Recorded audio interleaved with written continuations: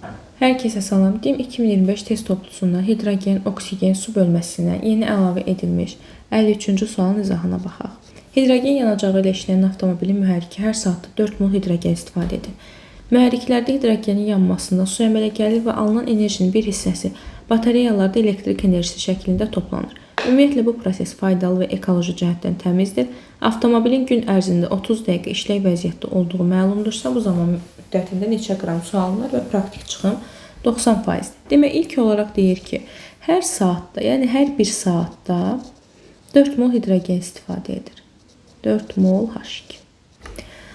Amma bizə indi deyir ki, 30 dəqiqə işlək vəziyyətdə olduğu zaman, yəni nə qədər hidrogen istifadə olunur? Biz bunu ilk olaraq tapmalıyıq. 30 dəqiqə işlək vəziyyətdə olduqda nə qədər hidrogen istifadə olunur, x bilmirik.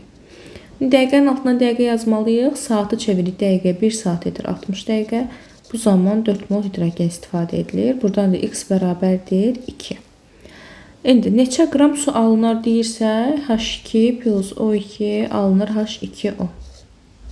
Əmsallaşdırırıq. Və praktik çıxım 90%. İlk olaraq tənliyimizə baxsaq. 2 hidrogendən, 2 mol hidrogendən nə qədər su alınır? 2 vur 18 qram su alınır. İndi yarım saat ərzində 2 mol hidrogen əmələ gəlir və çıxımı da 90%dir. Yəni 2-nin 90%-i çıxıma gedibdir. Sərf olunubdur. Bu da edir 1,8. 1,8 hidrogen istifadə olunan zaman nə qədər su alınacaq? X.